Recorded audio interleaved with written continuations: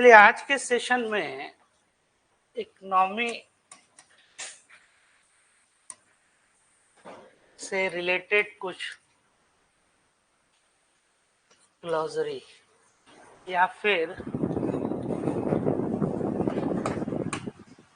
ऐसे आप समझिए कि कुछ ऐसे टर्मिनोलॉजीज हैं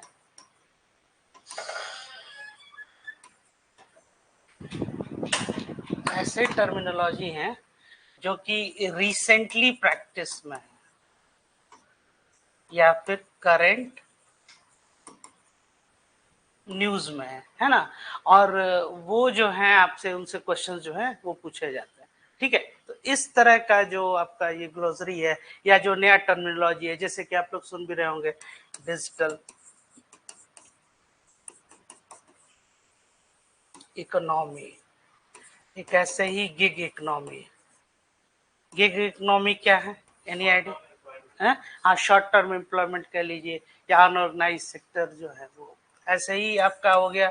जैसे इन्वायरमेंट से संबंधित, जैसे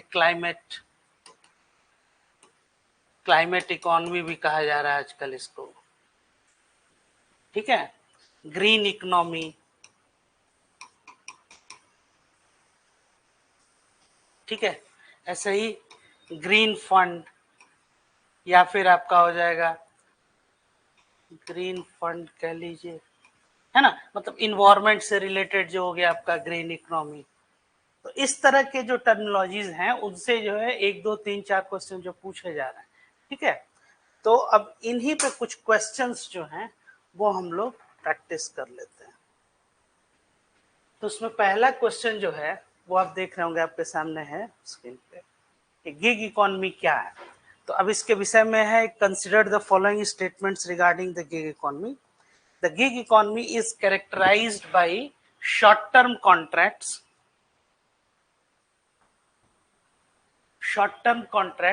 or freelance work instead of permanent jobs।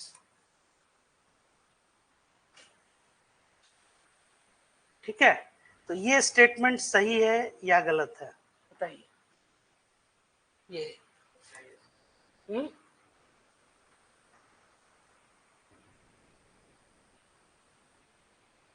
ये स्टेटमेंट सही है या गलत है?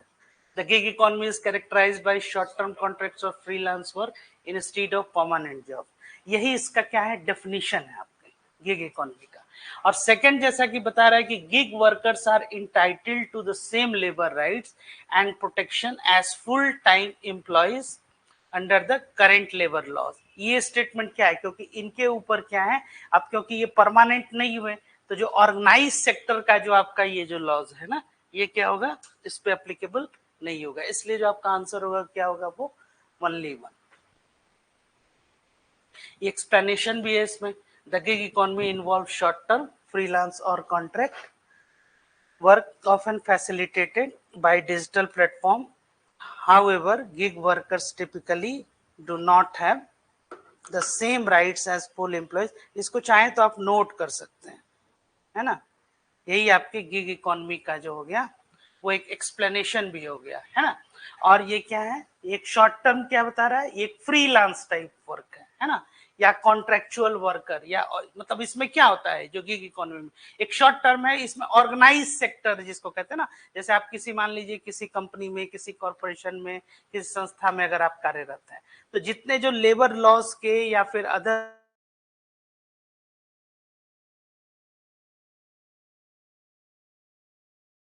इकोनॉमी के तौर पे यह है, जिसको आप ऐसे समझिए असंगठित क्षेत्र। तो जो अनऑर्गेनाइज सेक्टर है, तो अब एक आपका जैसे कि जीडीपी भी जो आप डेफिनेशन पढ़े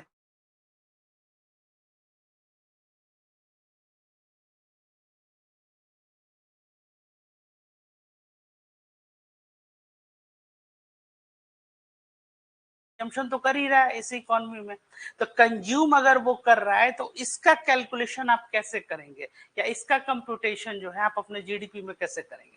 ये एक समस्या हमेशा से ये जीडीपी के साथ ये रहती है। ठीक है, अब इसमें जब आप एक चीज और देखते हैं कि जैसे कि अब असंगठित क्षेत्र है, मान लीजिए कि वो फॉर्मल नहीं, तो अब वो क्या है कि हैंड टू माउथ वाली स्थिति होती है ना। मतलब आज रोज कमाए और रोज खाए, है ना। तो अब इस तरह से आप जब देखिएगा तो इसका भी तो कंट्रीब्यूशन है, कुछ भी तो कंज्यूम तो कर रहा है वो। मान लीजिए कि आज मेरी आय जो है बहुत ज्यादा है, तो अब बहुत ज्यादा अगर मेरी आय है तो उस आय का क्या मतलब हुआ कि हमारा जो है कंजम्पशन लेवल भी बढ़ेगा। तो जब मेरा कंजम्पशन लेवल भी अगर बढ़ रहा है तो ओवरऑल इकोनॉमी क्या है, वो एक ग्रोथ है। तो गिग इकोनॉमी का भी एक कंट्रीब्यूशन बहुत अच्छा है आपके इकोनॉमिक ग्रोथ में कह लीजिए फ्रीलांस। लेकिन क्योंकि ये ऑर्गेनाइज नहीं है इसलिए इनको क्या है, इनका बहुत ज्यादा जो है सो एक निगेटिव इम्पैक्ट भी पड़ता है। ठीक है, जैसे कि अगर आप टैक्सेशन वाला पार्ट देखें तो आप, क्योंकि आप फॉर्मल सेक्टर में नहीं है तो आपकी आय का अंदाजा लगाना भी जो है वो भी मुश्किल हो जाता है। तो इसलिए जो कंजम्पशन बेस्ड जहां तक, जहां मतलब आप समझिए कि टैक्सेस की बात है, उसमें तो ये लोग कंट्रीब्यूट करते हैं। जैसे कि मान लीजिए कि आप कहीं कंज्यूम कर रहे हैं, कोई सामान खरीद रहे हैं कोई, तो उस पर क्या आप जीएसटी दे रहे हैं, इनडायरेक्ट टैक्स तो दे ही रहे हैं। तो ये तो आपका है, लेकिन ये गिग इकोनॉमी क्या है, एक पैरेलल इकोनॉमी भी एक तरह से ये, या अनऑर्गेनाइज सेक्टर जो होते थे ना, तो उनको क्या करना है मुख्य धारा में, मतलब कि एक ऑर्गेनाइज्ड में भी एक बनाना, लेकिन एक पैरेलली एक कंट्रीब्यूट भी करे। इसलिए gig economy involve short term freelance और contract work often facilitated by digital platform. Normally यही डिजिटल प्लेटफॉर्म पे ही। However, gig workers typically do not have the same rights as full time। अब इनके पास क्या है, वो राइट्स नहीं होते हैं जो एक फुल टाइम एम्प्लॉय के पास होते हैं, जैसे कि हेल्थ बेनिफिट्स और जॉब सिक्योर। अब जॉब सिक्योरिटी तो ही नहीं है। मान लीजिए कि आज मेरे पास जो है आय है और उसके बाद से आज मेरे पास काम है, कल नहीं है, इस तरह से।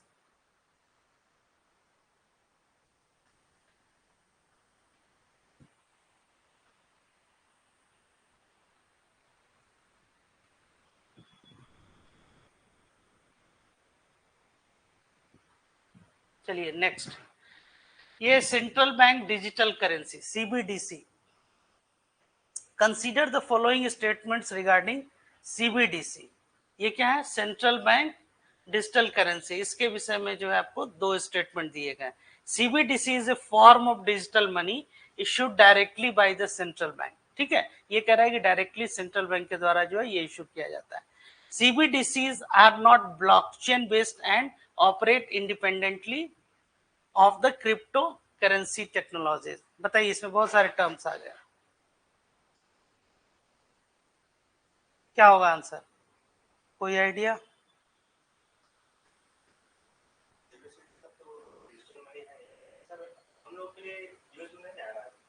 किस में? डिजिटल करेंसी, हाँ हाँ हाँ हाँ हाँ।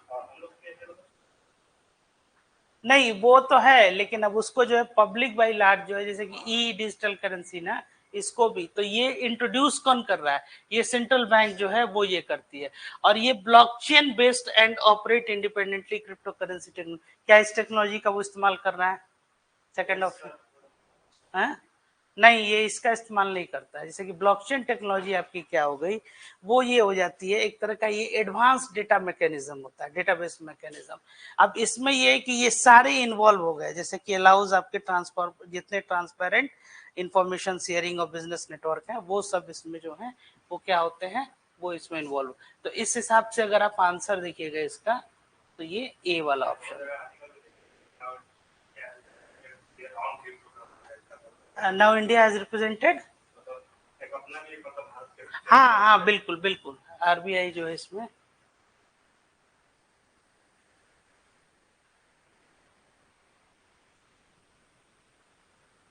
ये देखिए explanation, CBDCs are indeed digital currencies issued by central banks while they may or may not use blockchain।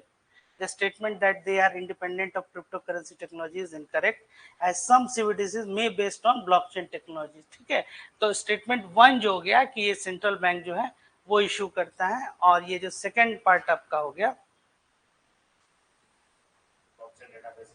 हाँ कर भी सकता है, करता भी है, नहीं भी करता, तो मतलब इनफैक्ट ये इंडिपेंडेंट ही है उससे।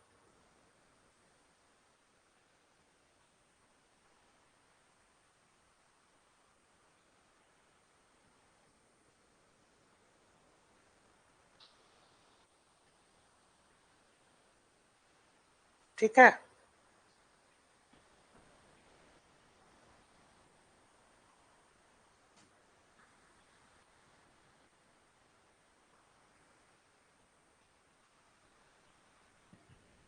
चलिए नेक्स्ट।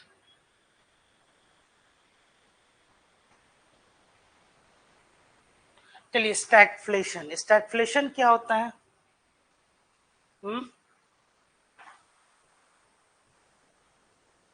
देखिए स्टैगफ्लेशन जो टर्म है,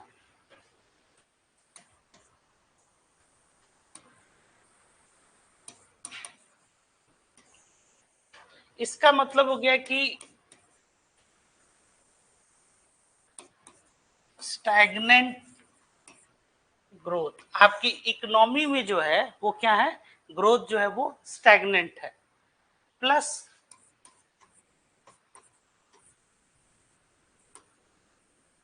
इन्फ्लेशन है। इन्फ्लेशन मतलब, इन्फ्लेशन मतलब कि जनरल राइज इन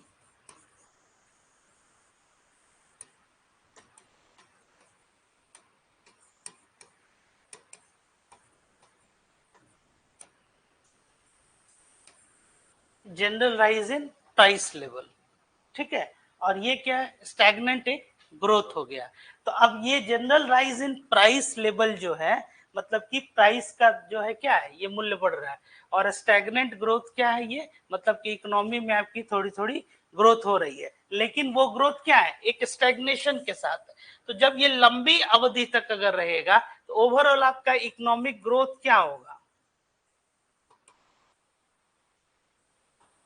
ये डाउन होगा एक लंबे, मतलब एक हाँ लॉन्गर पीरियड ऑफ टाइम में।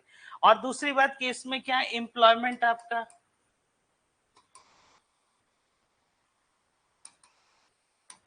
जिसको जॉबलेस मार्केट कहते हैं, है ना।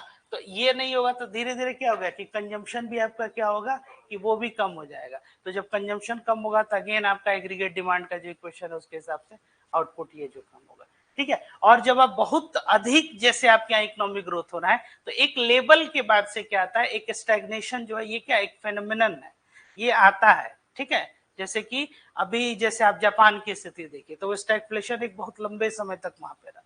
तो स्टैगफ्लेशन रहा तो उसके बाद से क्या होगा, धीरे धीरे धीरे धीरे उनकी इकोनॉमी जो है, या फिर आप ऐसे समझिए कि आप बहुत धीरे पेस पे, आप जैसे आपकी जीडीपी 2%, 3%, 1.5% अगर डेवलपिंग इकोनॉमी है, ऐसे अगर इन ग्रो कर रही है, तो जो पीछे से जो लोग ऐसे कंट्रीज हैं जो 6%, 7% से अगर ग्रो कर रहे हैं, आने वाले समय में क्या होगा, आपको पीछे जो है वो धकेल देंगे, ठीक है।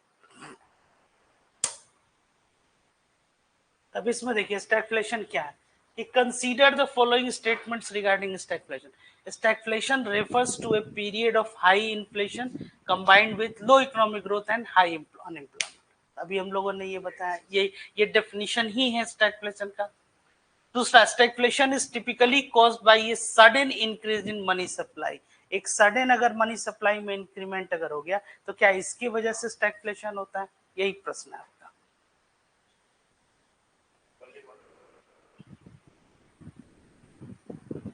ओनली वन, यही जो है आपका, इसको चाहे तो आप नोट कर लीजिए। Stagflation is a situation where inflation and unemployment are high. ये हमेशा दिमाग में रहेगा, जब भी वर्ड स्टैगफ्लेशन आए तो या तो उसको आप ऐसे तोड़ के समझिए कि एक स्टैग्नेशन हो गया और इकोनॉमिक ग्रोथ, मतलब एक स्टैग्नेंट ग्रोथ प्लस इन्फ्लेशन। तो जब भी स्टैग्नेंट ग्रोथ होगा और इन्फ्लेशन जब आपका साथ साथ है तो उसमें क्या, अनएम्प्लॉयमेंट आपका क्या है, वो एक हाई है, इकोनॉमिक ग्रोथ स्लो है। तो it is often caused by supply shocks, not necessarily by an increase in money supply. ये जरूरी नहीं है कि मनी सप्लाई के बढ़ने की वजह से ही।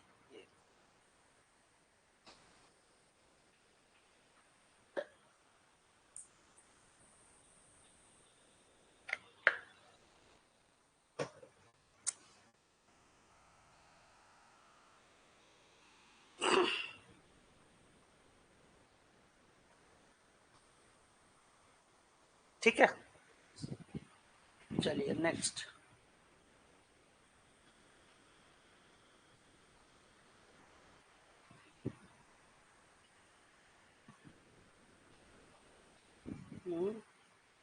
हाँ, अब आ जाइए ग्रीन फिनांस। ये क्या है, विजिबल है ना ये। हाँ,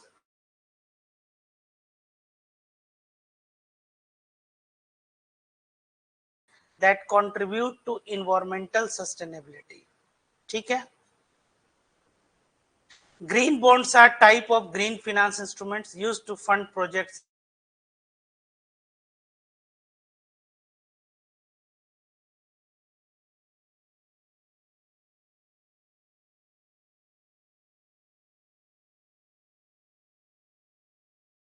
ये उसे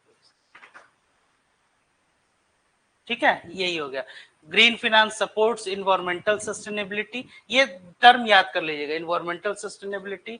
green bonds are specific instruments issued to finance projects with positive environmental impact such as renewable energy. ठीक है, कोई डाउट यहां तक?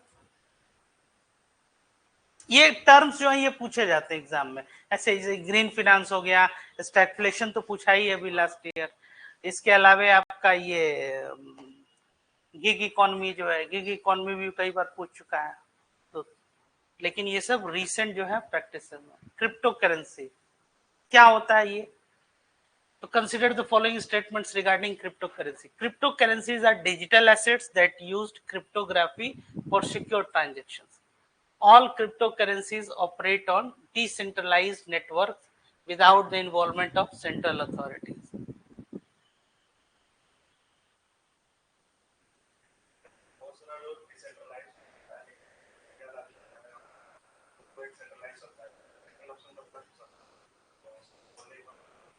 हम्म,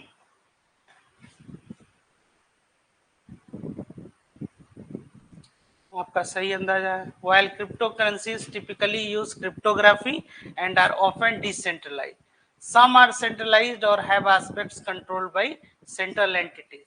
तो अब इससे ऐसा क्या हो जाएगा कि ये सेकंड स्टेटमेंट जो आपका ये गलत था। ये क्या क्वेश्चन था? यही, crypto currencies are digital assets that use cryptography for secure transaction. All cryptocurrencies operate on decentralized networks without the involvement of central authority. ठीक है,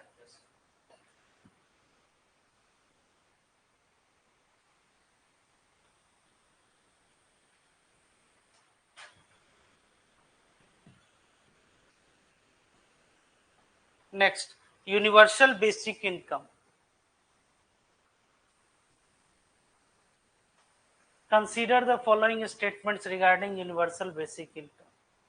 UBI is a government program in which every adult citizen receives a fixed amount of money on a regular basis. ठीक है, UBI is means tested, meaning that it is only provided to individuals below a certain income threshold. ठीक है, क्या हो जाएगा दोनों में? सही है।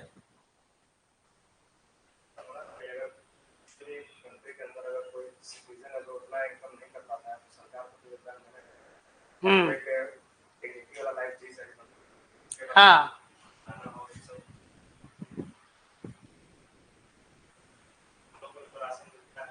हाँ हाँ,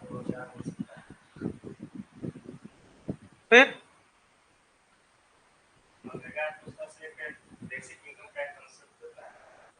हम्म, UBI is designed to provide all citizens with a regular unconditional payment regardless of their income level. Income level जो भी हो उसके making statement incorrect. अब ये क्या था? UBI is a government program in which every adult citizen receives a fixed amount of money on a regular basis. Second option क्या है? UBI means tested, meaning that it is only provided to individuals below a certain income threshold. तो कौन सा सही? हाँ हाँ, ये only के वजह से ये क्या हो जाएगा, इसलिए स्टेटमेंट वन जो है वही सही। चलिए नेक्स्ट, इन्फ्लेशन टारगेटिंग क्या है? ये इन्फ्लेशन तो आप समझ ही रहे हैं कि जनरल जो है राइज क्या हो गया, प्राइस लेवल में बढ़ गया। तो चलिए देखिए,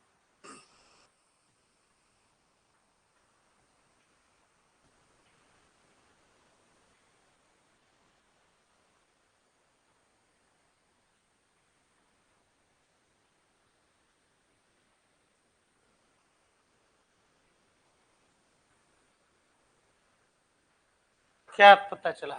inflation targeting is a monetary policy strategy used by central banks to maintain price stability.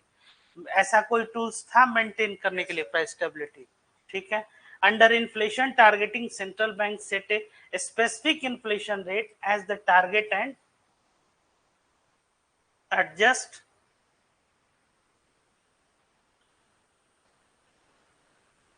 है, ये क्या है,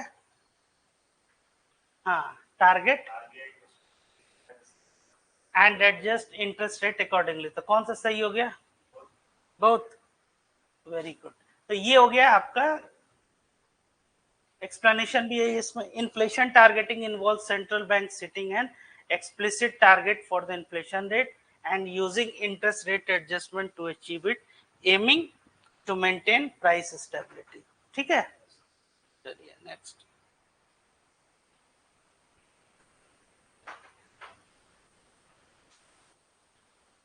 शैडो बैंकिंग, ये क्या है देखिए, बताइए। Shadow banking refers to financial activities that take place outside the formal banking system. Shadow banking is regulated by central bank in the same way as traditional banks.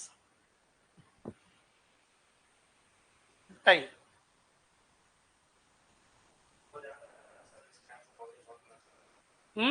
Shadow banking refers to financial activities that take place outside the formal banking system, है ना।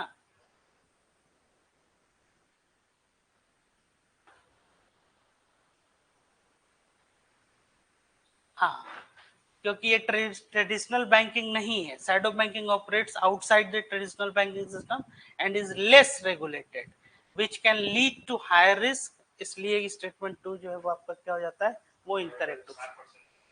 हाँ हाँ, चलिए next. आज ये carbon tax, ये काफी important है, ये हम एज्यूम भी कर रहे हैं कि ये क्वेश्चन पूछा जा सकता है।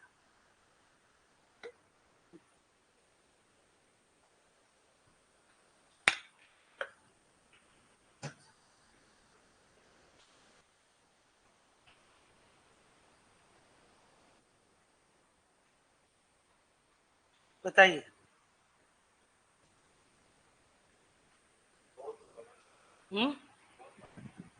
A carbon tax is levied on carbon content of fossil fuel. The primary objective of carbon tax is reduced greenhouse gas emission. सही है।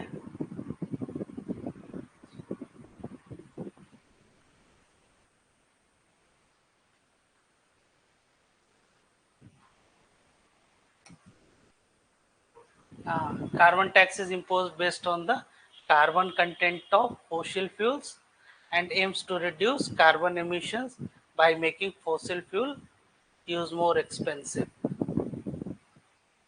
thus incentivizing cleaner energy। यही कार्बन टैक्स, जितना ज्यादा आप इमिट करते हैं ना उसके अकॉर्डिंग क्या होता है, वो टैक्स आपको ये पे करना पड़ता है। और इसमें आपको जान के आश्चर्य होगा कि जितने जो डेवलप्ड नेशन है वो ज्यादा कार्बन, इसका भी कभी कभी पूछ देता है कि सबसे ज्यादा कार्बन एमिशन जो है ये किस कंट्री ने किया, ये बताइए। ये तो आप लोग किए हुए हैं कई बार। फिस्कल डेफिसिट क्या होता है, ये total expenditure minus total receipt. तो टोटल रेवेन्यू रिसिट में क्या आ जाएगा आपका, कैपिटल रेवेन्यू, और जो कैपिटल रिसिट हो गए आपके वो, और जो आपके रेवेन्यू रिसिट हो गए वो हो गए। लेकिन उसमें नॉन डेप्ट क्रिएटिंग जो आपका एसेट्स है उसको हटा देना, या बोरोइंग्स को जो है वो हटा देना। अब फिस्कल डेफिसिट क्या है, fiscal deficit occurs when A governments total expenditure exceeds the revenue it generate. सही है। A high fiscal deficit is always a sign of poor economic management। बहुत ज्यादा अगर फिस्कल डेफिसिट आपका है, both 1 and 2, देखिए क्यों नहीं है। A fiscal deficit indicates that the government is spending more than its revenue. However, a high fiscal deficit is not always a sign of poor economic management. It can be used strategically to stimulate growth during a recession। मतलब जो public expenditure बढ़ा देते हैं या फिर आप उसमें क्या है रिसेशनरी फेज में जब आप रहते हैं तो इकोनॉमी को बूस्ट करने के लिए भी आप क्या करते हैं, आप जिससे आपका फिस्कल डेफिसिट बढ़ जाता है। हाँ बिल्कुल बिल्कुल बिल्कुल, तो ये डेवलपमेंट तो इसी एस्पेक्ट में ये है, लेकिन इसका मतलब हाँ, लेकिन नॉट नेसेसरली। अब इसका मतलब ये नहीं कि गवर्नमेंट अपना फिजिकल डेफिसिट बढ़ाते जाए, क्योंकि फिर आगे आके क्या हो जाएगा, वो रिसेशनरी फेज में फिर से आ जाएगा। जैसे कि लोन का आप समझिए कि लोन लेके अगर आप एक एसेट बना रहे हैं, तो एसेट बना रहे हैं और if it creates generates an income, और वो इनकम इतना है कि जो आपका जो लोन है उस इनकम से आप चुका लें और कुछ और अगर आप बना पाए तो वो आसान है। तो वो उसके बाद से क्या है कि वो एक बेहतर स्थिति है, कर्ज बढ़ जाएगा और फिर उसके बाद आपकी, इसीलिए ये जो फिजिकल, ये ध्यान दीजिएगा, इस तरह के जो स्टेटमेंट वाइज क्वेश्चन होते हैं नॉर्मली यही वो टेस्ट करते हैं, है ना।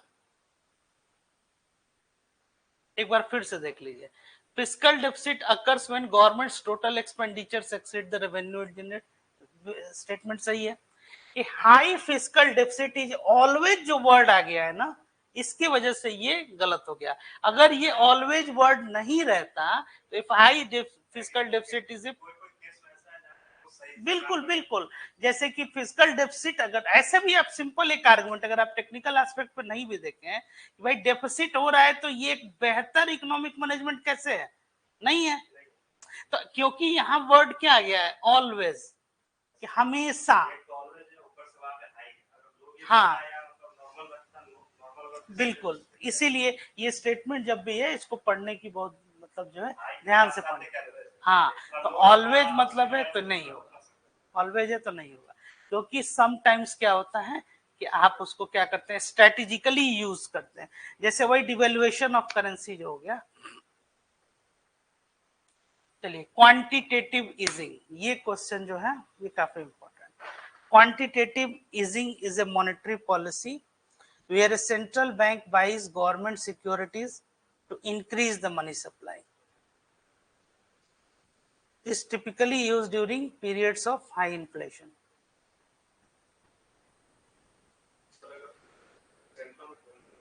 क्वांटिटेटिव ईजिंग का मतलब हो गया कि आपको क्या दिया जा रहा है, मतलब कि ईज किया जा रहा है, तो आपकी जो पॉलिसी होगी वो क्या है, वो एक तरह से एक्सपेंशनरी, जिसको पॉलिसी, तो मॉनेटरी पॉलिसी के संदर्भ में अगर आप समझिए तो आपको क्या दिया जा रहा है कि मनी सप्लाई या लिक्विडिटी जो है वो सिस्टम में वो दिया जा रहा है, ठीक है।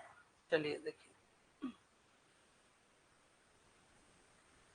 the quantitative easing is to inject liquidity into the economy, generally during periods of low inflation or deflation and not high inflation. Therefore, statement 2 is incorrect. 2 क्या था?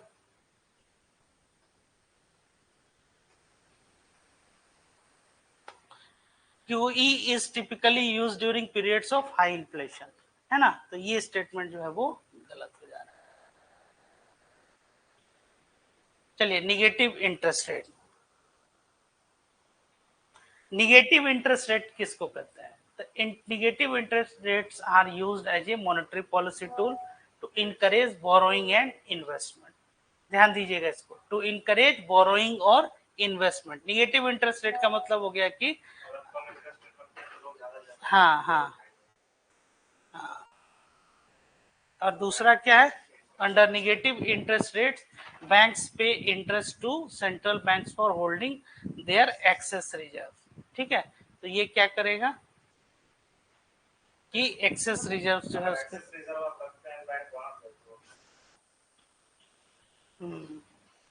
ठीक है, दोनों ये सही है, निगेटिव इंटरेस्ट, इसको नोट भी कर लो। किसको, सेकंड वाला क्या आपका, हाँ, under negative interest rate banks pay interest to central bank for holding their excess reserve, excess reserve की बात हो रही है। तो निगेटिव इंटरेस्ट रेट का क्या मतलब हो रहा है कि नहीं, निगेटिव इंटरेस्ट रेट का मतलब हो गया है कि आप पैसा जैसे बैंक में डिपॉजिट करते हैं तब वो क्या मिलता है, यहाँ है कि आपके पैसे को संभालने के लिए आप ही इंटरेस्ट दे रहे हैं बैंक को भी, हाँ एग्जैक्टली exactly। तो ये इस तरह का, जैसे आप लोग इसके बारे में भी सुनते होंगे, ये स्विस बैंक वगैरह जो है उसमें भी वो लोग भी इंटरेस्ट रेट नहीं दे, वो इंटरेस्ट नहीं, वो क्या अपने पैसे को, हाँ, वो डिस्क्लोज नहीं करेंगे इस तरह से।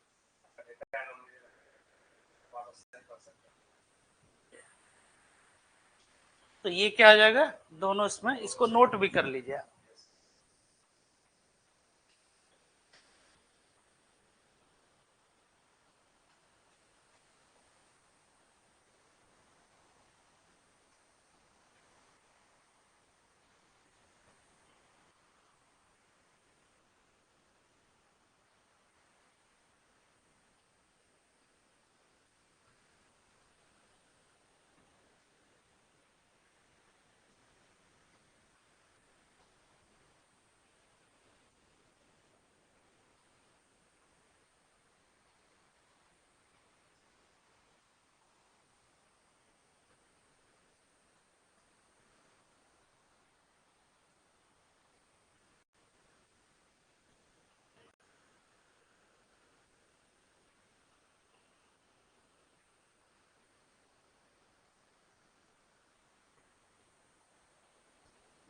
ठीक है,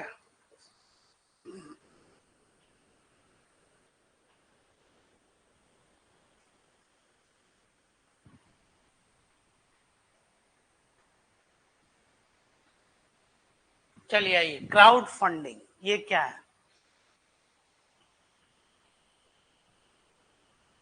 crowd funding is a method of raising capital through the collective effort of a large number of individuals.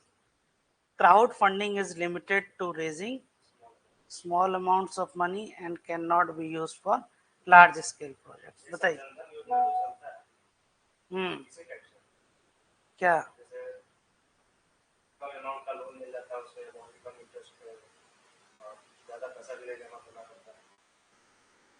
नहीं तो क्राउड फंडिंग हो गया एक तरह से आप हैं।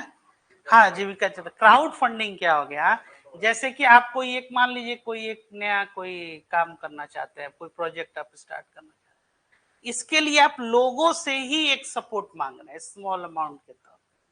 जैसे नॉर्मली पहले जो मूवमेंट वगैरह, जो पॉलिटिकल मूवमेंट या सोशल मूवमेंट लोग, जैसे कि मान लीजिए कि किसी गांव में ही अगर कोई एक सामाजिक तौर पे अगर कोई क्या है, कोई ऐसा कार्य जो पूरे समाज के लिए, जैसे आप लोग ये देखे होंगे तो जो डोनेशन वगैरह जो लोग लेते हैं चंदा, इसमें क्या है, यही एक तरह से क्या हो गया, ये क्राउड फंडिंग।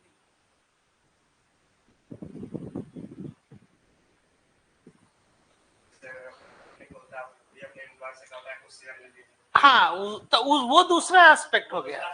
हाँ, इसमें क्या है, crowd funding involves raising small amounts of money from many people usually via the internet. मतलब अब तो डिजिटल हो गया है, इसलिए ऐसे भी आप फिजिकली भी ले सकते थे।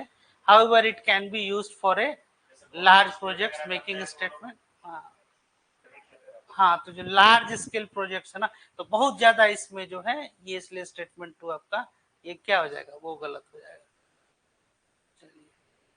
नेक्स्ट जो है ये आ गया आपका फिनेंशियल। एक चीज और समझिए उसके विषय में, क्राउड फंडिंग जो आपका है, कि अब इसमें क्या है कि एक इन्वॉल्वमेंट सबका हो गया, सब कोई कंट्रीब्यूट कर रहा है। तो जब हर कोई कंट्रीब्यूट कर रहा है तो उसको क्या लगेगा कि हम भी इसमें, मेरी एक मतलब हिस्सेदारी, एक ऑनरशिप है, मेरी एक भूमिका है। यहाँ जो आप शेयर होल्डिंग की बात कर रहे हैं ना, तो एक कंपनी हो गया, उसका हम क्या किए, हिस्सा अलग अलग लोगों को हमने ये दे दिया। तो जो हिस्सा हमने दे दिया अलग अलग लोगों को, तो वो क्या हो गया, वो भी एक तरह से ऑनर हो गया, है ना। तो अब उसमें हो गया कि हमने अपने हिस्सेदारी को डाइल्यूट किया। नहीं, उसमें वो चीज नहीं।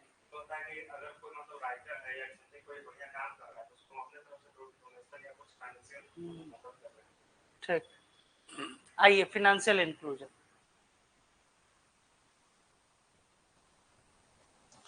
It refers to making financial services accessible and affordable to all individuals, especially the poor and disadvantaged. Financial inclusion is only about providing access to banking services. Hmm?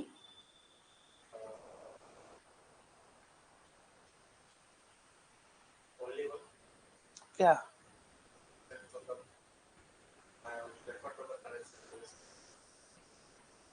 Affordable financial inclusion का आप ऐसे समझिए, मतलब इसके अगर एक शब्द में अगर इसको कहिए ना, तो राइट टू बैंक।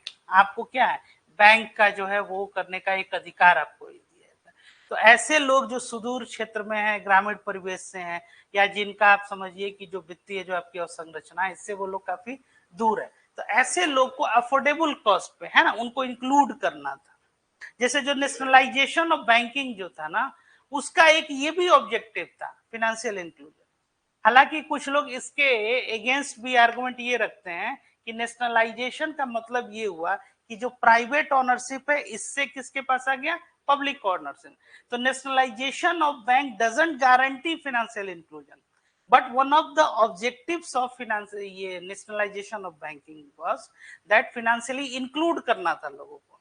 फिर आगे चल के बहुत सारी जो है ये आपको योजनाएं परियोजनाएं चली, और आपको ये मालूम भी है कि ये प्रधानमंत्री जनधन योजना जो है इसके तहत क्या, बैंक अकाउंट, और बैंक अकाउंट आ जाने के बाद फिर और आगे क्या हुआ, जैम ट्रिनिटी जिसको कहते हैं। जैम ट्रिनिटी क्या है, जनधन अकाउंट, आधार और ये मोबाइल, इन तीनों को जब जोड़ दिया गया तो इससे क्या हो गया, जो DBT direct to benefit transfer है वो बेनिफिशियरी के अकाउंट में डायरेक्टली हो जाने लगा। तो इससे आपने क्या किया, एक चेन जो है, जैसे कि पहले होता, हाँ, इंटरमीडियरी उनका इन्वॉल्वमेंट जो उसको हटा दिया। ठीक है,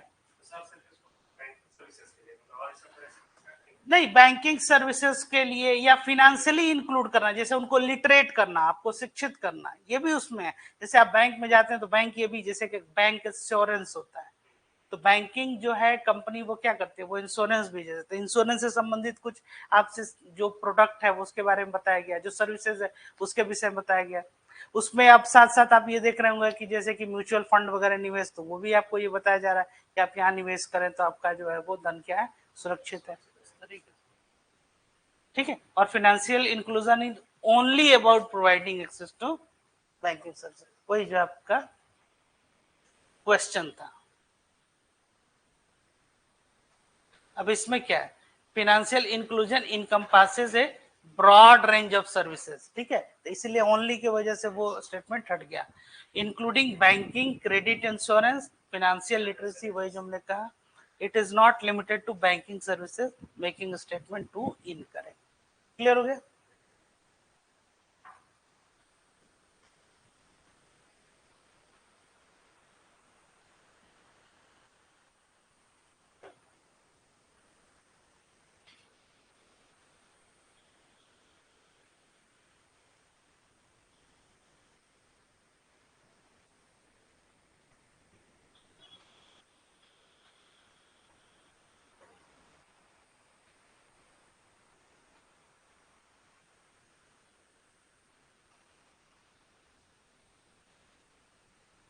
चलिए नेक्स्ट, सर्कुलर इकोनॉमी क्या है ये? The circular economy is an economic system aimed at minimizing waste and making the most of resources. ठीक है, it follows a take, make, dispose model of production. ठीक है, क्या हो गया सर्कुलर इकोनॉमी? सही, कंफर्म? हाँ हाँ, प्लास्टिक का बहुत सारा यूजेस, मतलब आफ्टर यूज भी बताया जाता है कि इस तरह से इसको हम दोबारा यूज कर सकते हैं ताकि वेस्टेज वगैरह कम हो सके, ई वेस्ट का भी फिर से मैनेजमेंट आता है।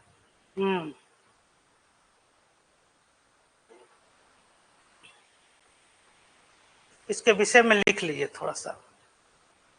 The take, make, dispose model is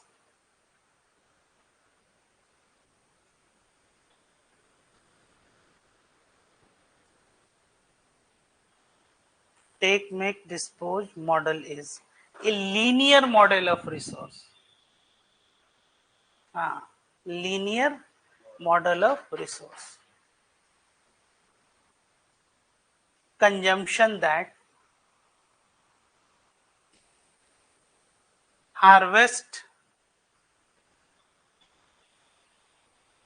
and extract materials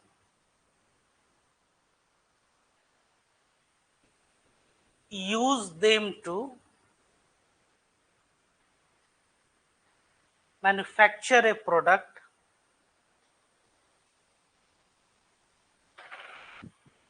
and sell the product to a consumer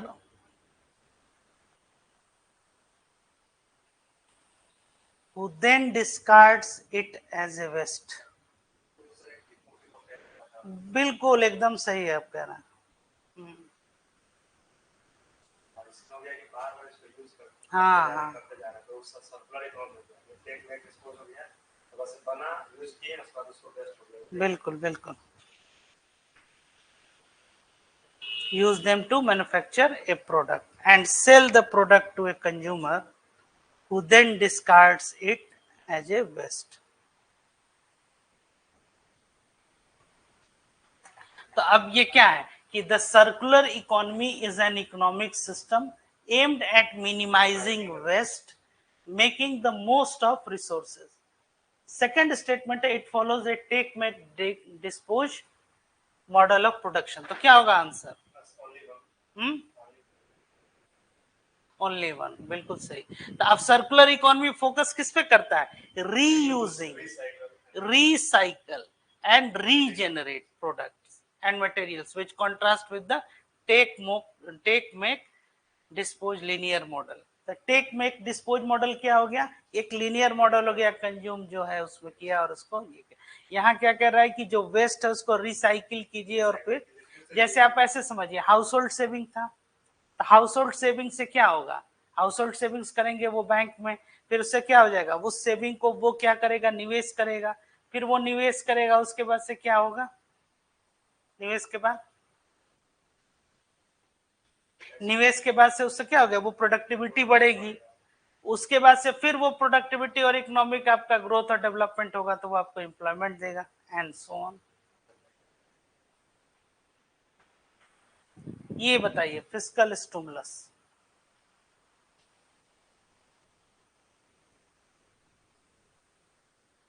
Fiscal stimulus refers to government measures typically involving increased public spending or tax cuts to stimulate economic activity. ठीक है? Fiscal stimulus is primarily used during periods of high inflation. Fiscal stimulus क्या होता है ना कि एक तरह से आप जैसे सपोर्ट कर रहे हैं अपने किसको? जो पब्लिक है।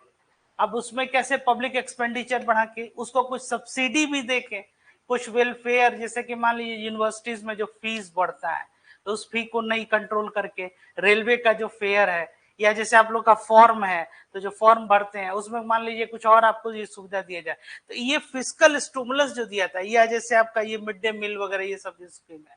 तो अब एक टाइम के बाद से क्या हुआ कि इन स्टिमुलस से ही इन्फ्लेशन बढ़ने लगा।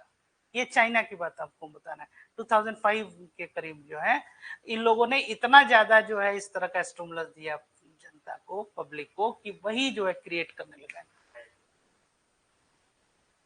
ठीक है? Fiscal stimulus is used to boost economic activity, especially during recession or periods of low inflation. तभी तो स्टिमुलाई किसको कहते हैं? मतलब इंजेक्ट किया कोई, ताकि उसमें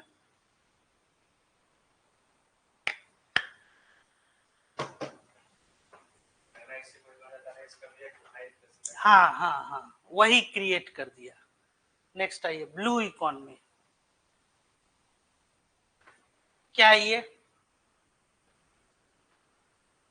ग्रीन इकोनॉमी के बाद blue economy.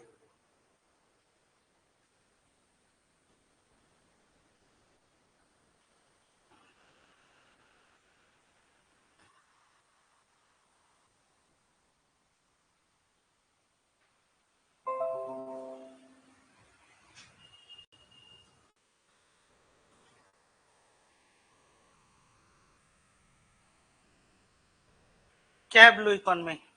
Blue economy refers to sustainable use of ocean resources for economic growth.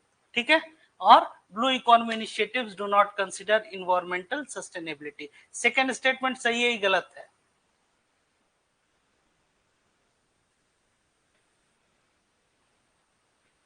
बताइए। ये इन्वायरमेंटल सस्टेनेबिलिटी को कंसीडर करता है कि नहीं?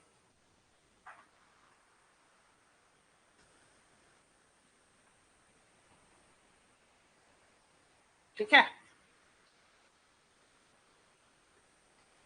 The blue economy involves using ocean resources sustainably for economic growth, ensuring environmental sustainability.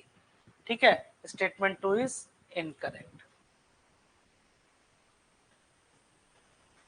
चलिए, trade war क्या है? ये व्यापारिक का युद्ध, ये काफी चर्चा में है ये सब जो टर्म है ना.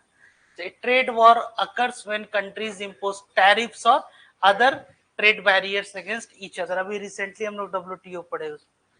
Trade wars typically lead to increased global trade and economic growth.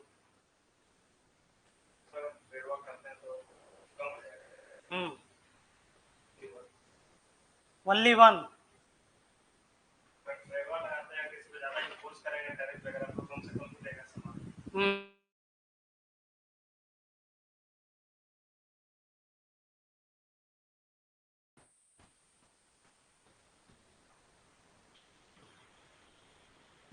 Trade wars involve countries imposing tariffs, barriers.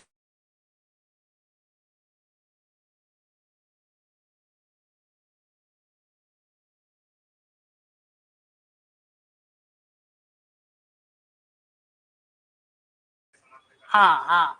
तो अब trade wars typically lead to increase global trade and economic growth. जाहिर सी बात है, ये इसका कॉन्ट्रास्ट है. हाँ, ये तो ट्रेड वॉर का मतलब है कि हम हाँ टैरिफ. और आपको एंटी डंपिंग भी हम बताए थे कि अगर आपका मैन्युफैक्चरर है, उस मैन्युफैक्चरर के कॉस्ट से लो जो है दूसरे कंट्री के गुड्स का प्राइस नहीं होना चाहिए. नहीं तो यहाँ पे क्या हो जाएगा, लोकल प्रॉब्लम हो जाएगा. इसलिए ये इकोनॉमिक ग्रोथ और ग्लोबल ट्रेड को बढ़ाने के लिए तो पता ही नहीं है. ये क्या है, एक क्यों होता है, तो countries impose tariffs and other trade barriers against each other. ठीक है.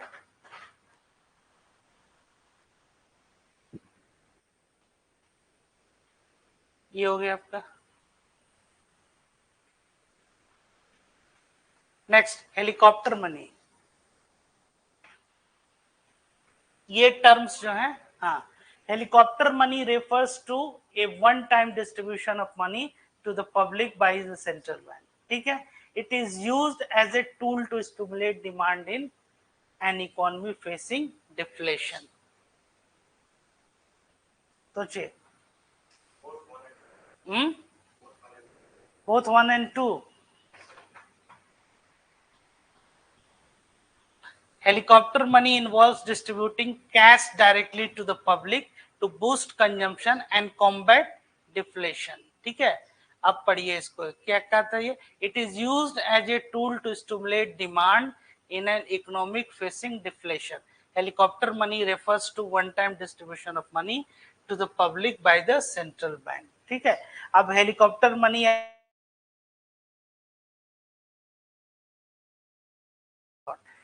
बेसिकली क्या करता था, तो रन रेट को भी बूस्ट कर रहा है और इसके साथ साथ आपका क्या कर रहा है, जो आपके टारगेट है उसको भी वो क्या कर रहा है, वो मिनिमाइज कर रहा है.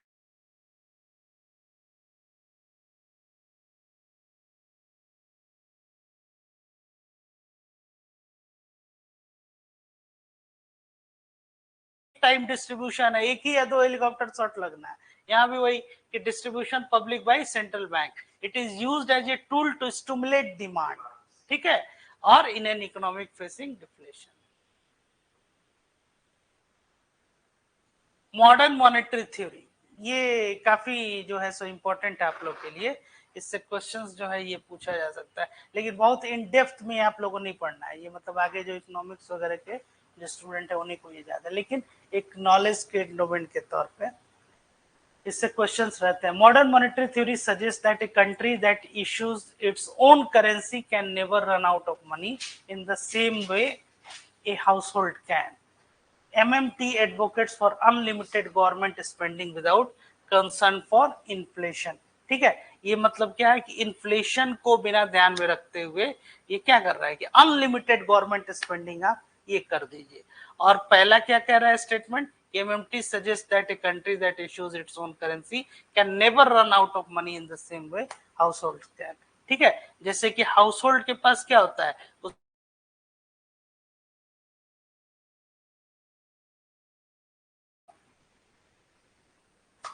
MMT क्या कर रहा है ये, that the sovereign country that issues हाँ, ओन करेंसी कैन नॉट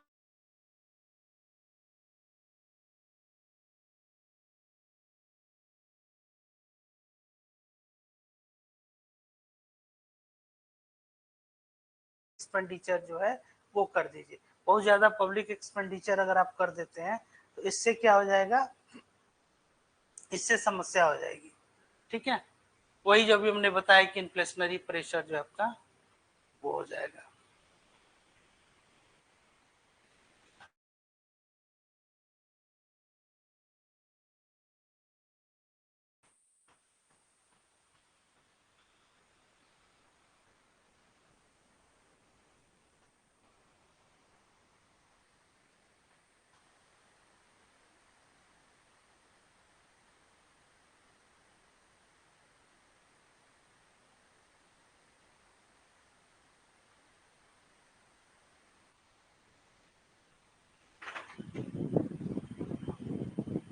ठीक है,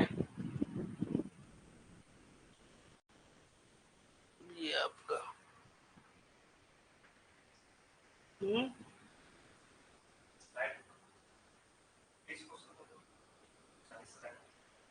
वही कह रहे हैं 20th ना।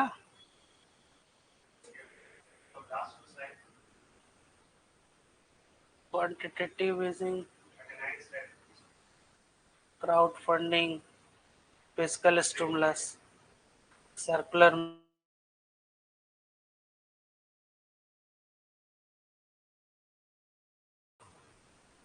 Helicopter money, modern monetary theory. ठीक है, तो ये जो है आपके ये टोटल जो है ये, तो ये काफी इंपॉर्टेंट जो,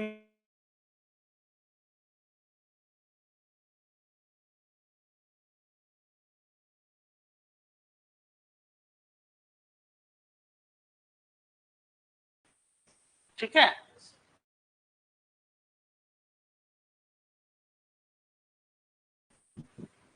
फिर सेंट्रल बैंक डिजिटल करेंसी, ये क्या था?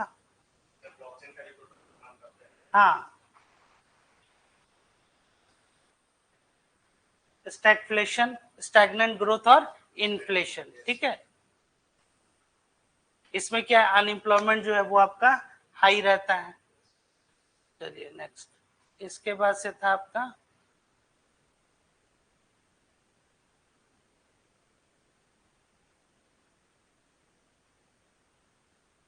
टी, और ये ग्रीन बॉन्ड्स जो थे ये भी, हाँ ये भी सही है।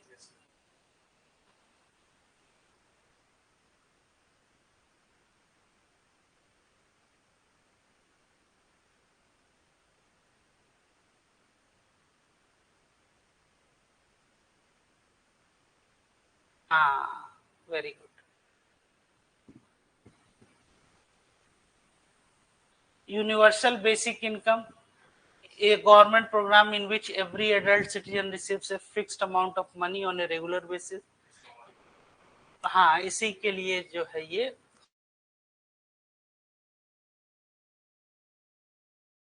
provided to individuals below a certain income। हाँ, ठीक है। इन्फ्लेशन टारगेटिंग, तो ये क्या है, एक monetary policy strategy used by central banks to maintain price stability.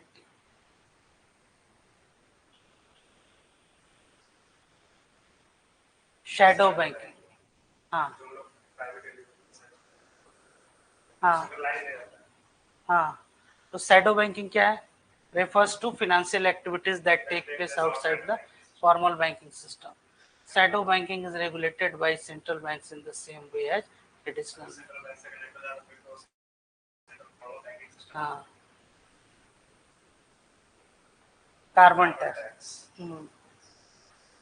क्या है कार्बन टैक्स? जितना ज्यादा कार्बन का कंटेंट यूज करिएगा उतना ज्यादा आपको टैक्स लगाया जाएगा, इससे हाँ, ठीक। हम्म,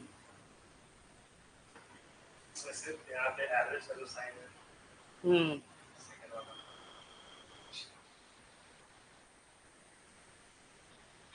हाँ ये, हम्म,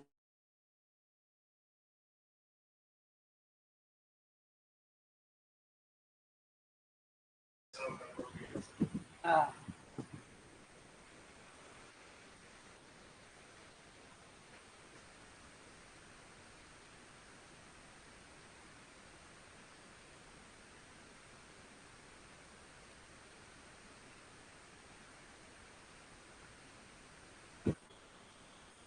क्राउड फंडिंग।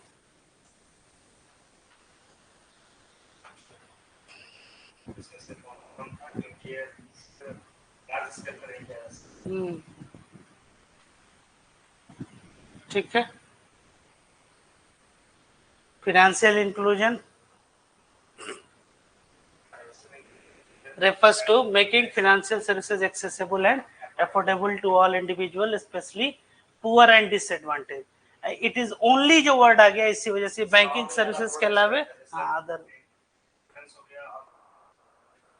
गुड। नेक्स्ट देखिए, financial inclusion encompasses broad range of services. ठीक है।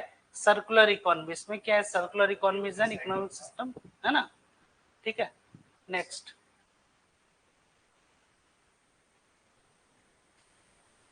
फिस्कल स्टिमुलस, इसमें क्या है, it refers to government measures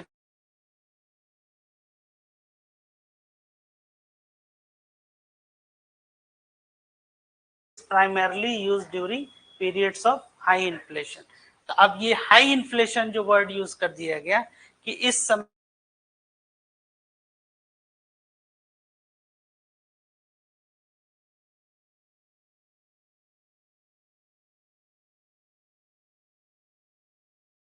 नहीं होना चाहिए, आप जो सपोर्ट कर रहे हैं वही सपोर्ट हमारे क्या हो जाए, अगर इकोनॉमिक सिस्टम के अगेंस्ट हो जाए तो मुश्किल हो जाएगा। जैसे blue economy refers to sustainable use of ocean resources of, इस तरह का मतलब। अभी देखिए, एक इन्फ्लेशन जो हमारे यहाँ जो 6.5-7% जो है वो रहता है, लेकिन इन्फ्लेशन जो है मार्केट में जो इकोनॉमिक सिस्टम जो मतलब आपका ये बताता है उसमें wholesale price index, consumer price index, तो इन्फ्लेशन वो डेटा आते रहता है, तब इन्फ्लेशन है, हाई इन्फ्लेशन। हाँ, वो हाई इन्फ्लेशन वाला ही जोन कहा जाएगा। हाँ, क्योंकि सब्सिडी अगर ज्यादा दीजिएगा तो क्या हो जाएगा, फिर वही प्रॉब्लम। अच्छा, सबसे प्रॉब्लम ये है कि इंडिया के जितने स्टेट्स हैं अगर आप देखिएगा तो जीडीपी में भी जो कंट्रीब्यूशन, अगर स्टेट वाइज देखिएगा कंट्रीब्यूशन, बहुत सारे स्टेट्स जो है वो कंट्रीब्यूट उस तरह से नहीं कर रहे, स्पेशली जो ईस्टर्न पार्ट अगर आप कह लीजिए। लेकिन ऑन द कॉन्ट्रेरी जो आपका 30% के अराउंड जीडीपी में कंट्रीब्यूशन अगर साउथ इंडिया और ये महाराष्ट्र या अदर स्टेट्स का है, तो अगर इनका है तो उन पैसा अगर जीडीपी में वो कंट्रीब्यूट कर रहे हैं और आप क्या कर रहे हैं, सब्सिडी दे रहे हैं, तो सब्सिडी किनको दे रहे हैं, इन स्टेट्स को मिल रहा है। अच्छा, कंजम्पशन कहाँ है, यहाँ ज्यादा पॉपुलेशन है, तो अब इनको आप उस लेवल पे नहीं लाइएगा, ग्रो नहीं कीजिएगा, तो ये एक मॉडल बहुत लंबे समय तक नहीं चलेगा। जैसे किसी को आप असिस्ट कर सकते हैं, सपोर्ट कर सकते हैं, सहायता कर सकते हैं, उसको ढोया नहीं जा सकता है।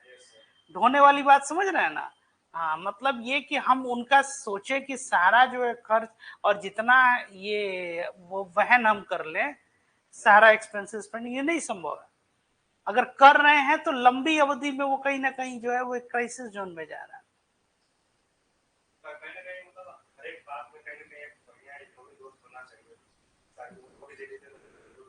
बिल्कुल। ज्यादातर अभी देखने को मिलता है कि ईस्टर्न साइड में जा रहा है और इस साइड में नहीं होता है। महाराष्ट्र ऐसे ही इकोनॉमिक हाँ। उसके कारण जो गया चाहे बढ़िया ज्योग्राफिकल लोकेशन, जैसे बिहार में लैंड लॉक है तो देखिए, लैंड लॉक्ड एक है एस्पेक्ट, लेकिन बहुत, जैसे इंडिया में 17 स्टेट जो है ना, वही अगर आप देखिएगा 9 स्टेट कोस्टल आपके जो है, और 17 जो है कहीं ना कहीं कोस्टल प्लस इंटरनेशनल बाउंड्री से टच करते हैं। तो जैसे एक अगर स्टेट लाइक बिहार, तो इसका एक एडवांटेज है कि एक इंटरनेशनल बाउंड्री भी टच वो कर रहा है नेपाल को, है ना। तो लैंड लॉक्ड है तो ठीक है कि आप ट्रेड वैसा मतलब ओशियन ट्रेड, लेकिन बहुत सारे स्टेट्स जो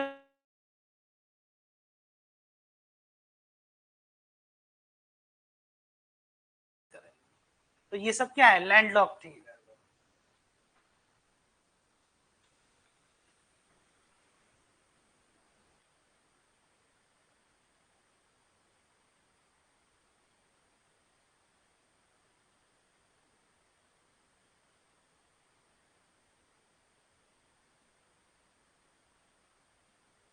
करना, वन टाइम डिस्ट्रीब्यूशन जो है मनी का जो है ये करना है। Next, MMT modern monetary theory, ये क्या है? ये सजेस्ट करता है कि ओन करेंसी, अगर कोई अपना सॉवरेन करेंसी है तो वो, हाँ, तो वो कभी भी the same way house hold can, वो नहीं जा सकता है, लेकिन स्पेंडिंग, ठीक है।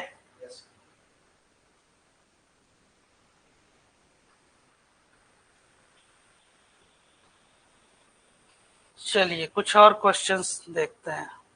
कोई आपका क्वेश्चन, सवाल इससे रिलेटेड? ये ठीक लगा, ये जितने ग्लोसरी हैं इस काफी ये रिलेवेंट है, जो नए क्वेश्चन जो आ रहे हैं ना उस तरह के।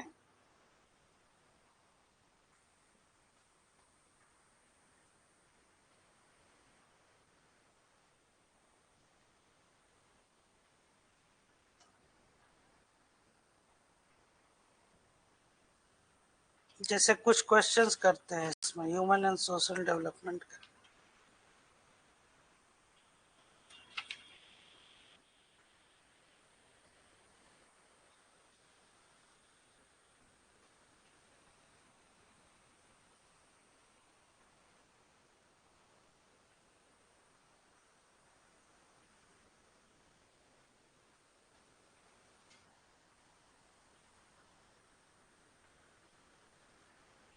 देखिए,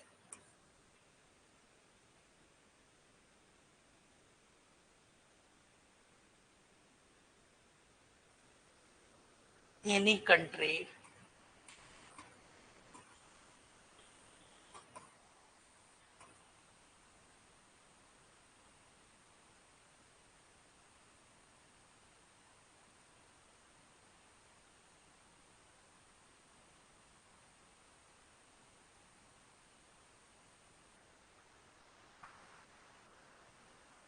would be considered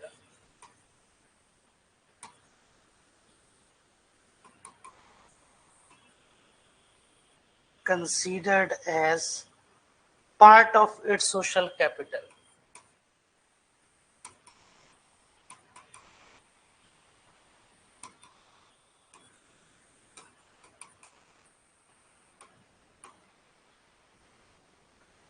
ठीक है, ये यूपीएससी 2019 का क्वेश्चन।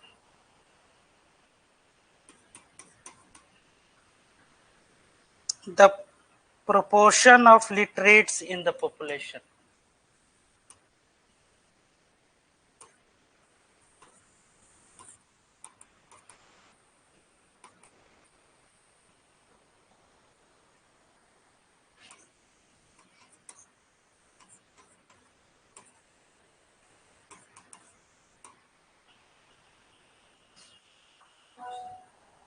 दूसरा,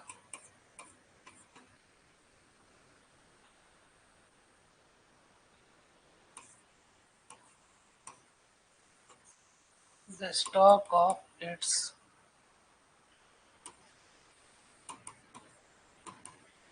buildings,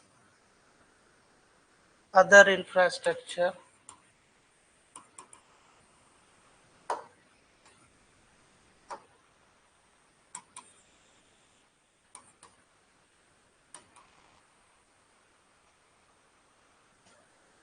and machines.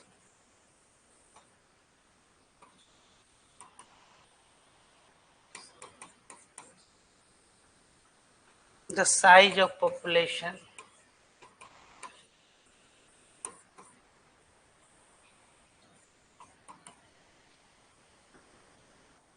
in the working age group.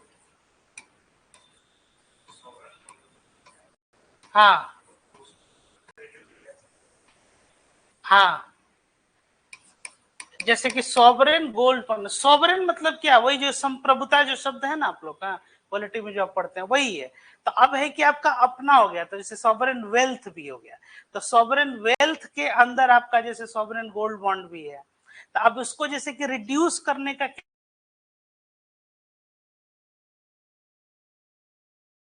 Public by large है उसमें, The size of population in working age group. Next, the level of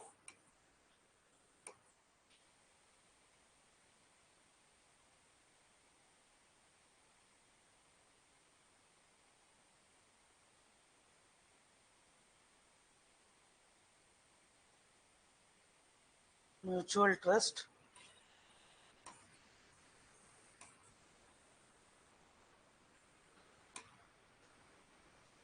harmony in the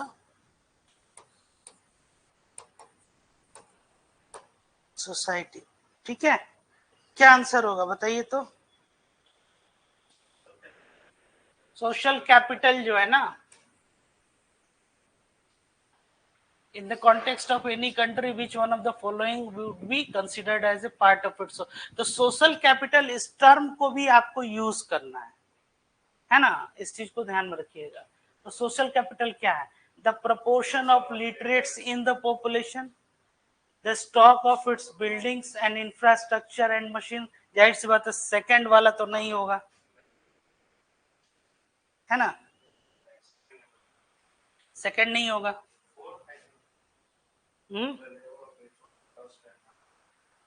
the level of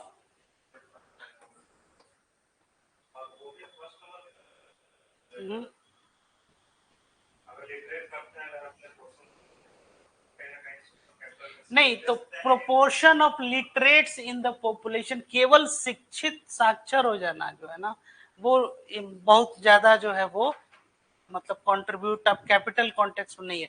यहाँ पे क्या है कि level of अगर आपका ये म्यूचुअल ट्रस्ट और हार्मोनी, जैसे जो फ्रेटर्निटी जो शब्द है आपका, वो कहाँ से आया? तो यही तो है ना, म्यूचुअल ट्रस्ट और हार्मोनी अगर है आपके पास तो सोसाइटी में, तो सोसाइटी जैसे सोशल नॉर्म्स जो है ना, वही के, तो वो एक सोशल कैपिटल के तौर पे वो कंसिडर किया जाए. या जिसको आप ये सुनते होंगे कल्चरल कैपिटल, है ना. जब भी आप देखिएगा कि जब मॉनेटरी टर्म्स में या कोई आधुनिकता या इससे संबंधित जब कोई बात आती है, हम लोग क्या कहते हैं, भाई हमारा कल्चर जो है या सिविलाइजेशन काफी ओल्ड है. तो जो कल्चरल कैपिटल आपके पास है, एक सांस्कृतिक,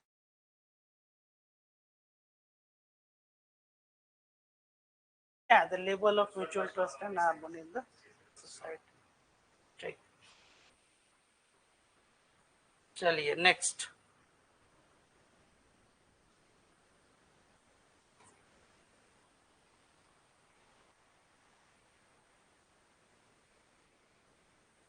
नेक्स्ट है इसमें,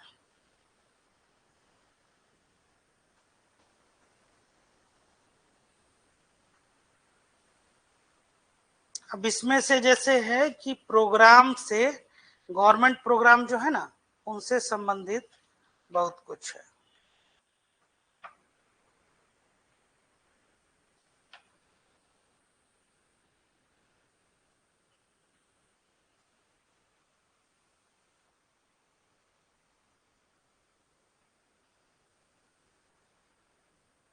चलिए, which one of the following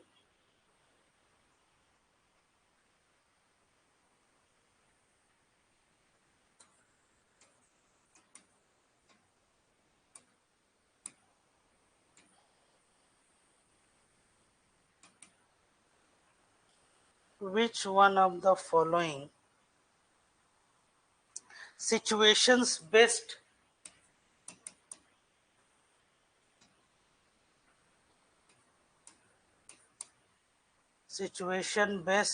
reflects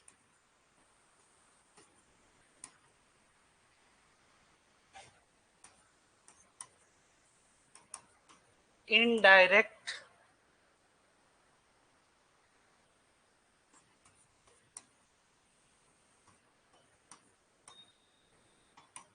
transfers, often talked about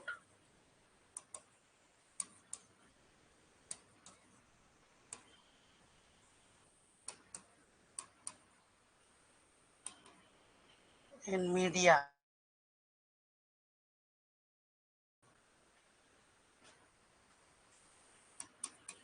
in the reference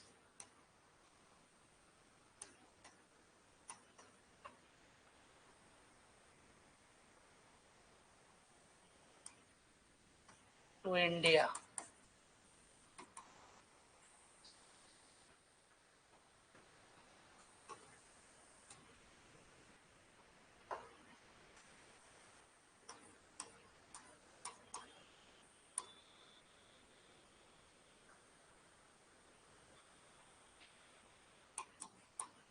ठीक है, ये क्वेश्चन आपका यूपीएससी 2022 का। अब इसमें स्टेटमेंट देखिए, N Indian company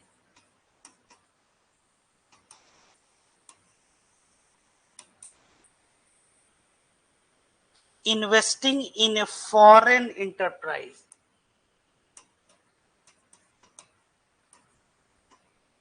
in a foreign enterprise and paying taxes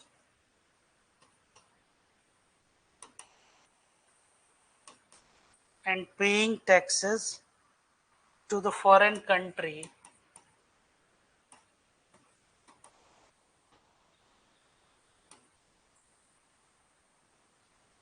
on the profits arising out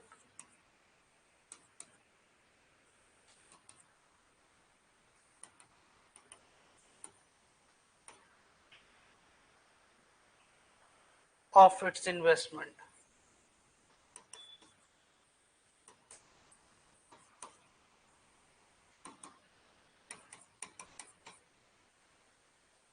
A foreign country investing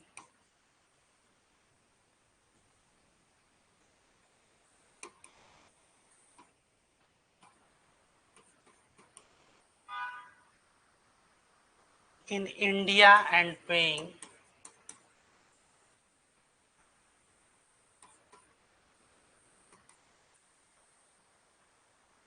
taxes to the country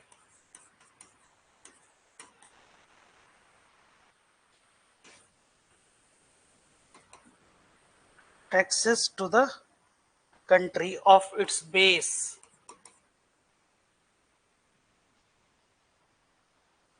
on the profits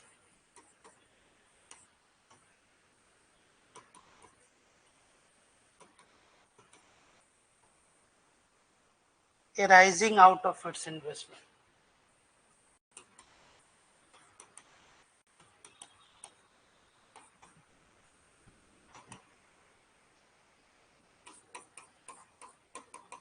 Next,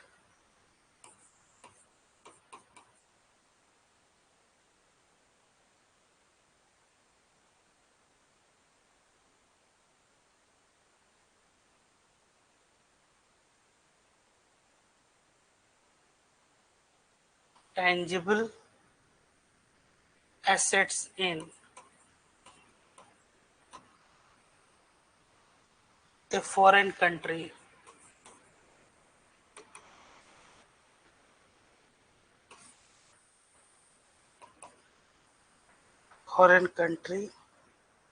and sells such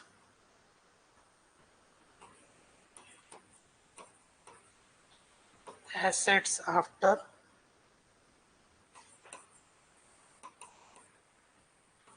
their value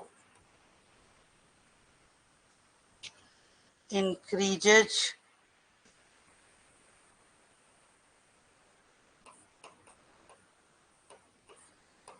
and transfers the proceeds to India. ठीक है, अब जो last इसका statement है वो देखिए।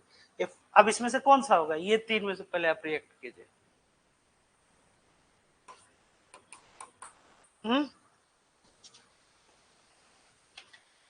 बताइए।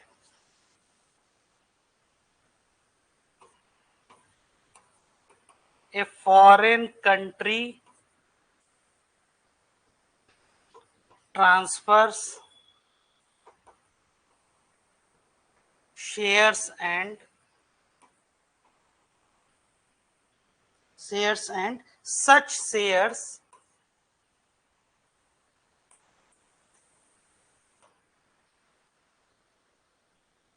derives,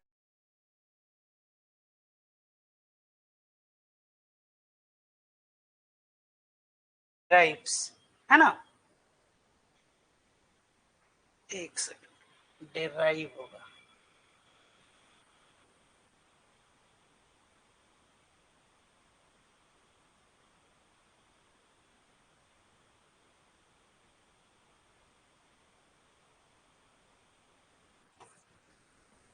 from assets located in India.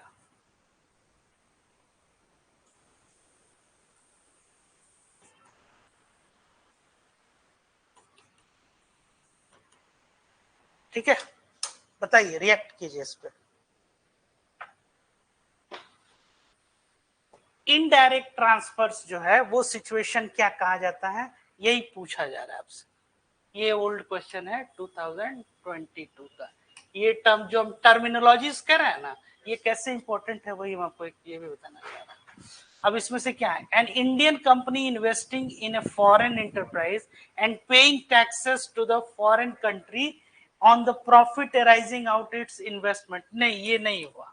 ये तो आप क्या हुआ कि एक तरह से आप वहां पे निवेश कर रहे हो, टैक्स दे रहे हैं। A foreign country investing in India and paying taxes to the country of its base on the profits arising out, again कोई, an Indian company purchases tangible assets in a foreign country and sells such assets after their value increases। मतलब उसमें क्या हो गया, एक तरह का capital gains जो है वो हो गया, और फिर ट्रांसफर किए प्रोसीड्स टू इंडिया। नहीं, ये भी नहीं हुआ, इनडायरेक्ट ट्रांसफर हो गया। ए फॉरेन कंट्री ट्रांसफर्स, ध्यान दीजिए, shares and such shares derive their substantial value from assets located in India। ये जो हो गया यही आपका इनडायरेक्ट ट्रांसफर हो गया। जैसे कि ट्रांसफर पेमेंट यहां पड़े तो उसमें क्या होता था, सब्सिडी या ओल्ड एज पेंशन या और वेलफेयर स्कीम्स, है ना। तो जैसे ऑस्टेरिटी मेजर्स भी उनको बोला है। यहां भी वही चीज है कि जब इनडायरेक्ट ट्रांसफर की, ये ट्रांसफर तो किया जा रहा है लेकिन कैसा, ये परोक्ष रूप से।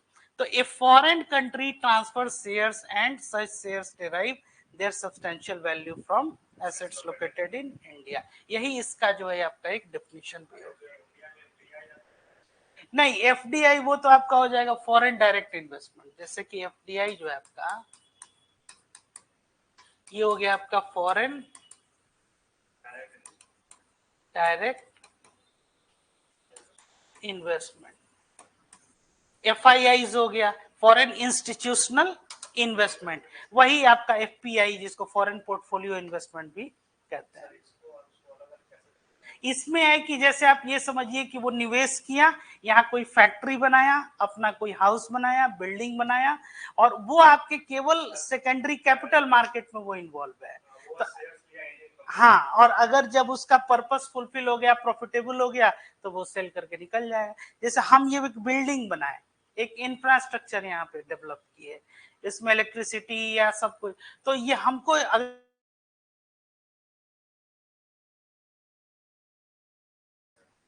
एफआईआई में क्या है कि आप वो निवेश किए और उसके बाद से जैसे ही वो फुलफिल हुआ वो निकाल लिया, तो it is not very helpful. लेकिन एक दूसरे